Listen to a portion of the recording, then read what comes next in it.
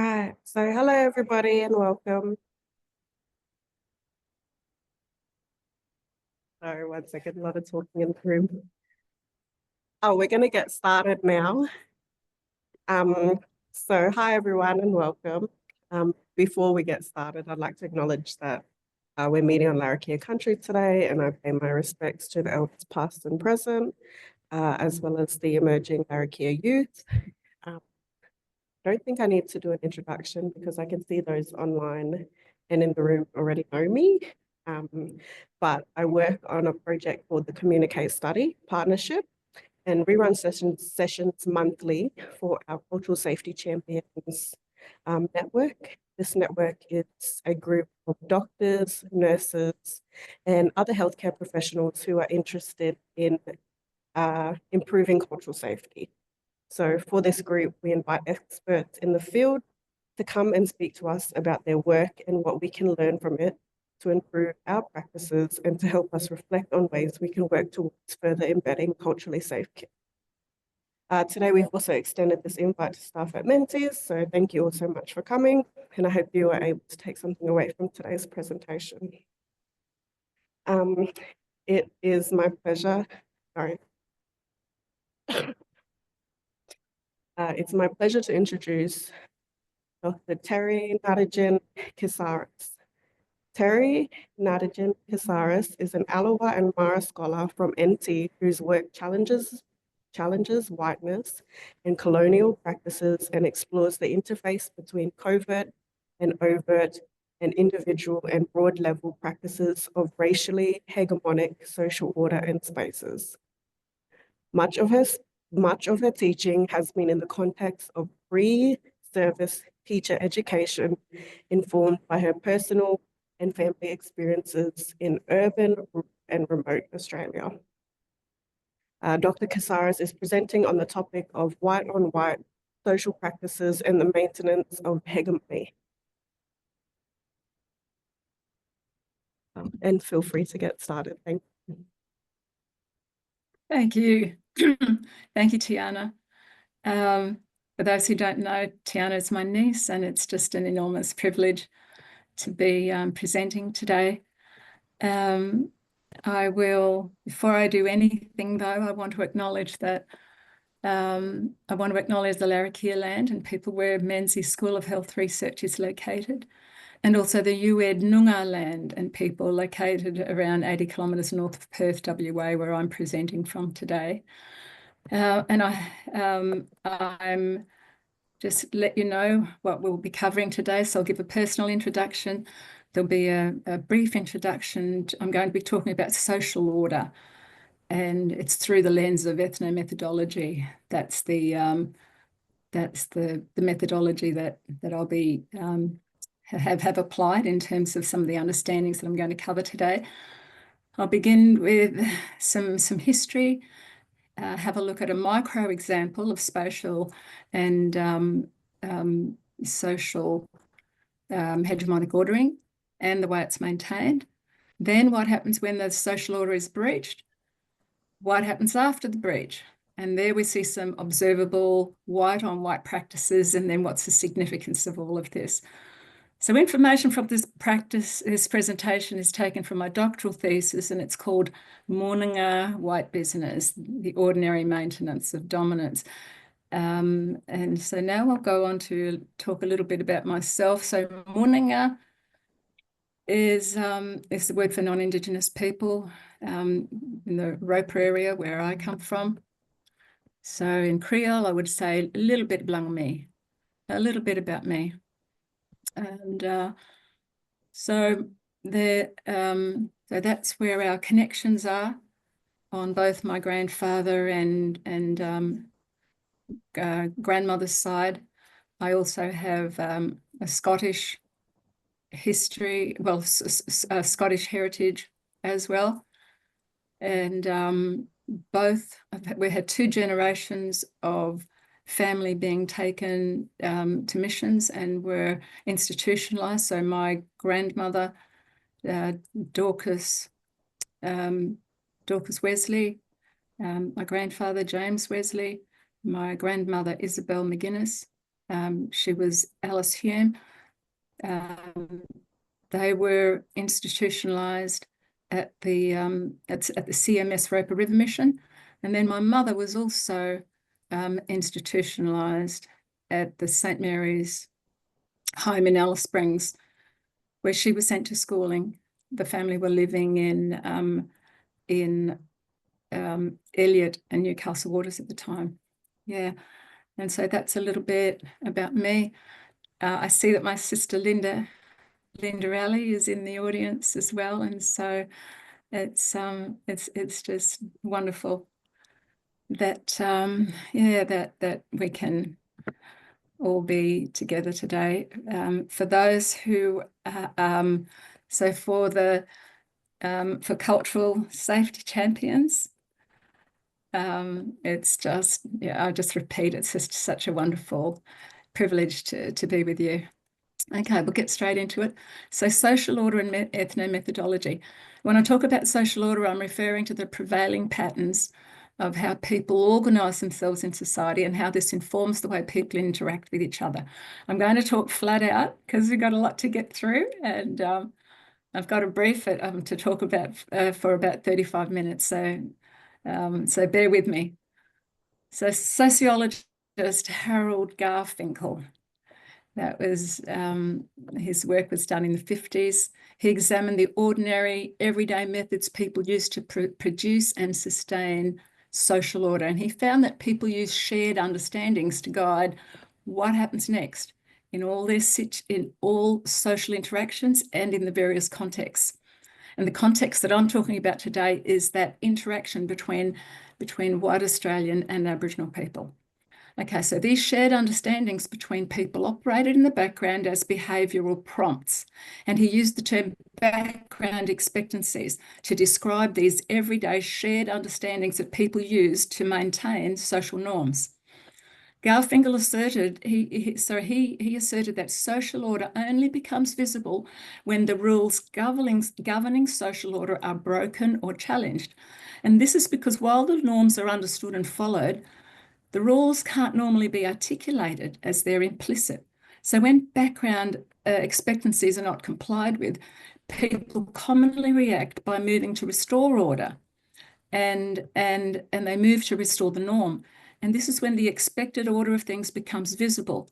That is, the implicit, what is unstated, what is unspoken, becomes explicit. It becomes audible. It becomes observable. And so to prove this point, Garfinkel conducted experiments such as asking his students to behave as if they were boarders in their own home, and that resulted in confused or angry parents. And he used Garfinkel termed the study of the methods people used in everyday talk and actions to make sense of and organise their social realities. He called that ethno-methodology. So I hope that just gives you a little bit of background in terms of where I will be coming from today. And the experiments that are referred to here, where he actually set up breaching experiments, where the students, as I said, they're asked to go home and behave as if they were boarders in their own home. Well, he would say, the students would say things like, "Oh, is it okay if I do my laundry? Is it okay if I use the laundry? Or do you mind if I make a cup of tea?" It was that kind of thing, and it created confusion. So those students were breaching the social order. There was an understood social order and they were breaching it by acting as if they didn't know it. Now, this is a pictorial and spatial representation of the, oops, can't see the top there. Let me go back up again, of an imposed and sudden forced imposition of a changing social order. And that was declared by a flag going the ground in 1798. So you can see that we went from a multicoloured, over 350 at least clans and nations and languages. And that went to then suddenly being a two-coloured spatial arrangement. And it was now new owners or assumed owners. The force came through military and mercenary and settler enforcements. And this map of the map of massacres in Australia tells that story of a forced imposition. And then the map in the corner is a map of institutions where Aboriginal people were sent to around Australia. And so you can see here that there is, this social order was premised on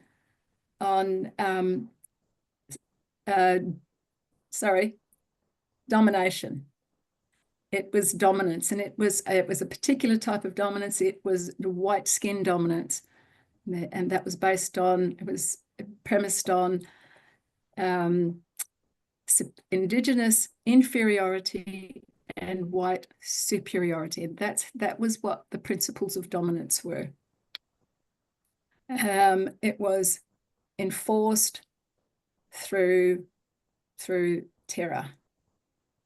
And let's have a look at this. I'm just going to take you now to what I experienced as a child.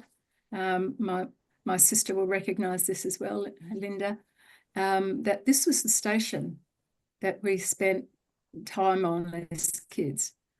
And I call it a coloured-coded microcosm of the wider social world that I was born into. So I'm born into a social order where I know that I am seen as inferior.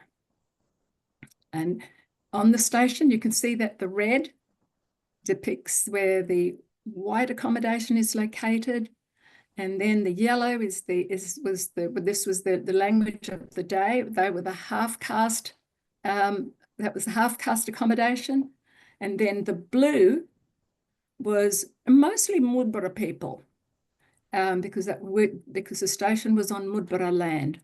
That they were but we were called half caste and full blood, and you can see that the further away, the darker the skin gets, the further you are away from the resources, and the creek was a major resource. It was where we got our water from, as well as water tanks. Now, how was the imperial social order manifested in the interactions amongst white workers on such stations? Elizabeth McGrath, she's the author of Born in the Cattle, and she noted the following expected white behaviours. Orders had to be given rather than requests made. Sorry about this. Shows of vulnerability were avoided. Belittling names for Aboriginal people were used. Around the station, I remember names like Whitefoot and Farlup. Farlup was the name of an Australian racehorse. I think it was a Melbourne Cup winner. Cup of Tea was a name. Women were called names like, Topsy, Biddy, Maudie, and no last names. It was, it was just quite belittling. And then aloofness from Aboriginal people was maintained. Force was used where necessary. That was verbal threats, physical punishment, or loss of entitlements. And there was also paternal benevolence. So that's the carrot approach of getting compliance. And that was things like, the use of the station Toyota to go to the races, or there were, I remember we had picture nights, and there'd be a barbecue that was with station beef provided. Intervention in terms of if police were involved, with the station owners, looking after their labour, and so that's paternal benevolence. Now, non-compliant white people, if there were any, they were accused of spoiling the blacks, making life hard, and sometimes even putting other white people in danger. And so the unspoken rule of superiority and inferiority was taken for granted and usually only articulated if the rule was broken, such as if someone was new to station life, such as coming from down south.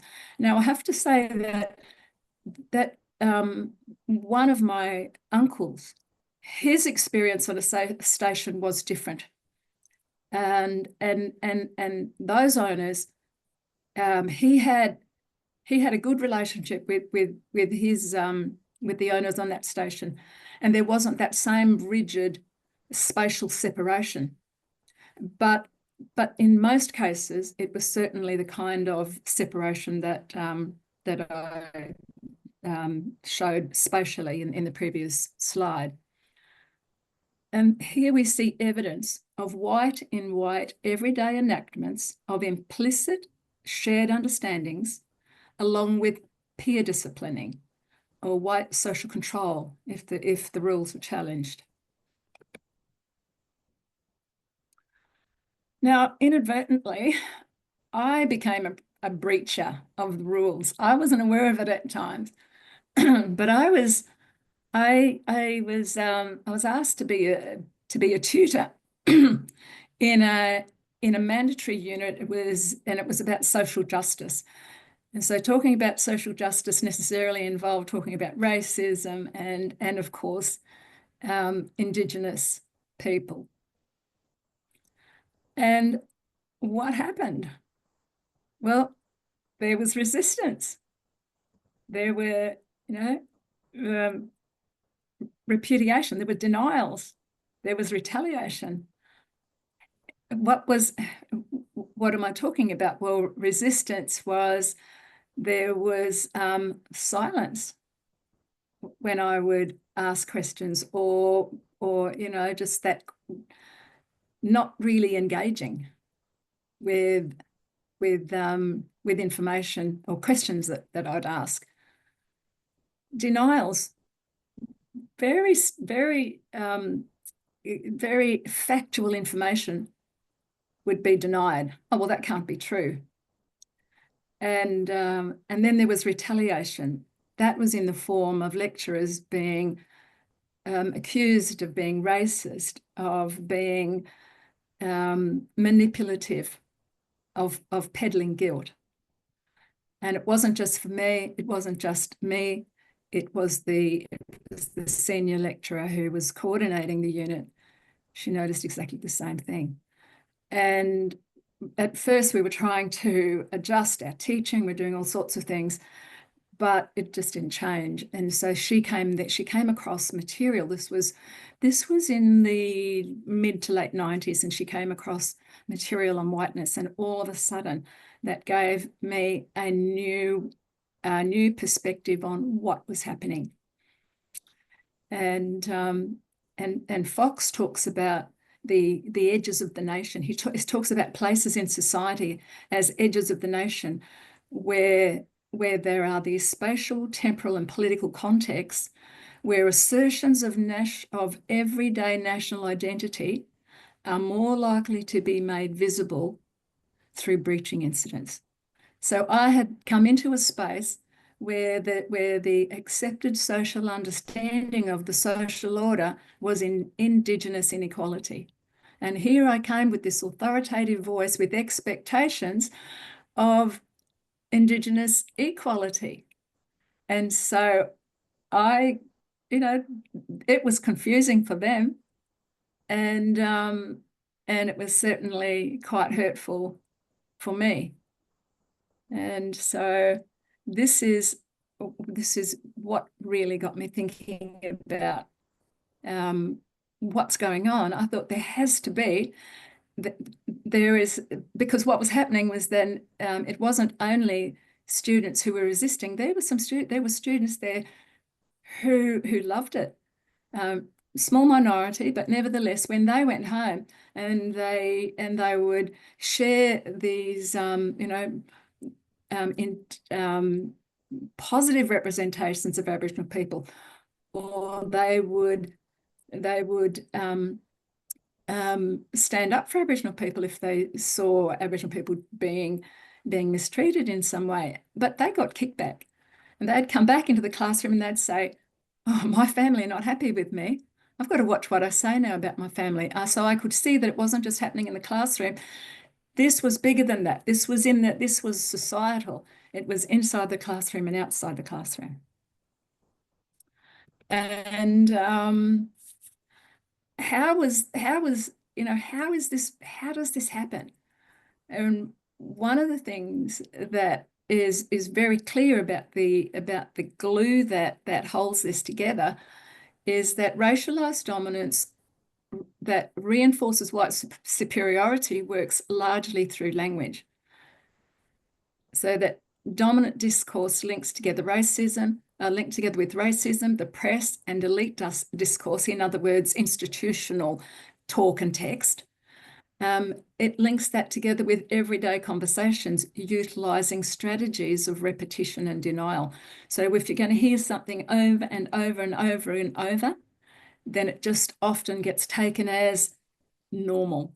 That's the norm. And the denials, a very common denial is, we are not racist. It's a very common denial. And often if you use that word racism or racist, it's like touching a raw nerve. And so this covert conditioning, this is a type of covert conditioning, and it's achieved by countless routine, discriminating expectancies that exert their influence repetitively, subtly in both public and private capacities, and together with repeated utterances of key divisive statements about Black and white human capacity. We can see what's happening at the moment with the kickback about acknowledgement of country, because that is touching a raw imperial nerve about who owns this land.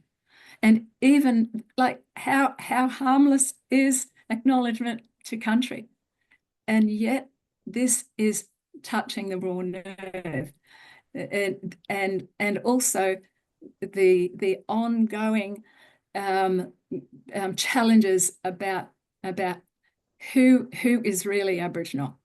And we can't have white-looking Aboriginal people, because white skin is part of the identifying markers of imperial dominance, because it's based on white superiority, Black inferiority, and you've got to try and then separation and subjugation. So they like to have the boundaries nicely designated. And if an examination of the history of policies targeting First Nations shows how imperial subjugation and separation based on white superiority and Indigenous inferiority drove every level of Indigenous and white Australian interactions. They were built into the spatial, the linguistic, cultural, economic, legal, and social spheres. And there was a synergistic relationship between structural discrimination and white citizenry complicit but co-opted social practices, sharing white colonial culture and institutionally appropriated and protected resources and spaces. And this is demonstrated here. You can see I've got an image of a policy. This is the 1911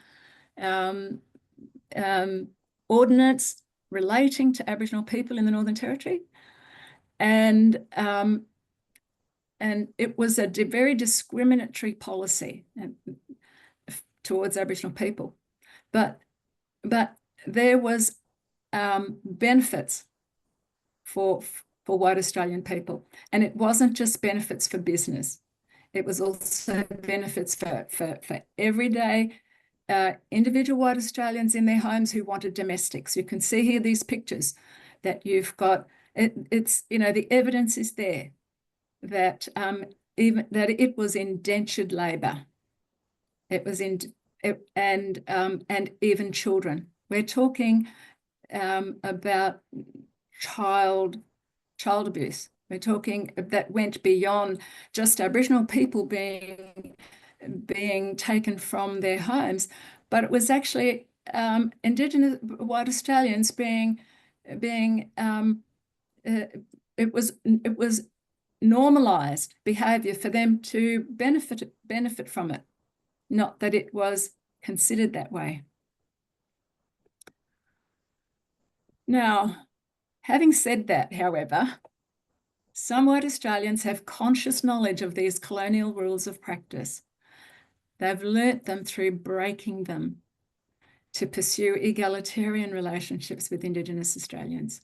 And throughout our history, a minority of white Australians have refused complicity with this racially hegemonic social order. And in my study, I've called them white dissidents, because they refuse to comply with a racist social order in their own spheres of influence. So you can't change society, but you can make differences in your own sphere of influence, whatever that influence is. And here are a couple of white Australians. Do you know that on the first fleet, we had the first white man to defend Indigenous justice, and he was Lieutenant William Dawes. I'm not sure how many of you are familiar with this man, Lieutenant William Dawes, and I'd like to ask you afterwards. But he was an astronomer, surveyor, artist. Some beautiful drawings were found in the National Library. I think they didn't know who was the artist. It was of plants and animals. Plants, and they've attributed that now to William Dawes. He also made efforts. He befriended Aboriginal people to learn from them, and he made efforts to learn the language. And his notebooks of the Darug language was found in I think it was in a London museum, and he has left this legacy for Aboriginal people, where, you know, Darug people have had some of their language that has been recorded for them. Now, Governor Phillips commanded him to lead a military attack and kill 10 Aboriginal men in retaliation for the spearing of one white man. He sort of he said that he would accompany them at first, but then they couldn't find anybody. He went back and he said to Governor Phillips, "I will never do that again." And he probably would have been court-martialed, but because he was such an influence, they needed him. He had so many skills that they couldn't do without him. And colonial documentation confirms that the disproportionate punishment declared by Governor Phillips, 10 for 1, 10 black people to be killed for one white man. And by the way, apparently that person was speared because he'd taken someone's wife. But this was a strategy. This was an imperial strategy to convince them. This was them, as is the English hierarchy, to convince them of our superiority and infuse a universal terror into them. Now, Mary Bennett, she was a teacher, a writer, an advocate, another important but under-recognised figure in Australian history. I'm not sure how many are familiar with Mary Bennett, but she was a member of a successful squatting family. She had influence, she had money, and she had influence, and she used it to live and work and to to stand with Aboriginal people. She was well ahead of her time in standing alone, not only for civil rights of Aboriginal Australians, but she focused particularly on women and children, because they were the ones who were so affected by the stolen generations, by having families split up. Women of her day who also stood for women's rights, they didn't support the stance that she took, and they disagreed with her. She warned authorities that splitting families was as perilous as splitting atoms. And yet this went on for approximately 70 years in this country. How is this possible? We have to ask that. So the significance of this is that this understanding of racism, that it is systemic, it is systematic, it is purposefully maintained. It works by stealth, it works by conditioning, it is pervasive, it's embedded, and everyone is implicated. So, and this helps with understanding how is this possible for it to happen. It's because everybody was in on it. And the reach is extensive. It extends beyond the workplace.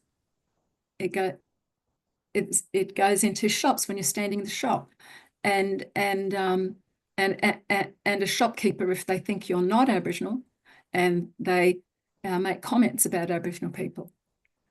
That's an example of how extensive it is. So it's not just. In other words, it's our everyday lives: barbecue, sport events, family gatherings, the post office, supermarkets, mechanic workshops, waiting in lines. It's everywhere. And understanding how dominance works, especially amongst white people, this is serious business, because the power to unsettle white dominance comes from those within white society who are the powerful. So to those committed to the work of resisting, refuting, and redressing Muninga business, such as the cultural safety champions who I'm addressing here today, you are engaged in extremely important and serious work. It's insider work, it's dissident work, and it will encounter resistance. Working as groups is more effective in managing the resistance, the denial, and possible retaliation. And these white-on-white social control practices are deserving of more research. And I also want to say that in my own life, there is I don't think that I would be presenting today, but I had, if it wasn't for when I began work as a tutor, and I had a BA. No, I had a big ed. But there have been, white Australians in my life who have made that difference. I think of that, the senior lecturer in my workplace who said, "Why don't you do a master's?" I said, "No, I don't want to," but he was a mentor, Stephen Harris. I think of my own supervisor, Sue Shaw, my doctoral supervisor. I think of my colleagues who've been part of the doctoral journey, and it just has Meredy Malin. These are people who who make a difference, and you just don't know how far that can how far those ripple effects go. So yes, so I will leave it at that, and if anybody has any questions, then I'd be happy to take questions.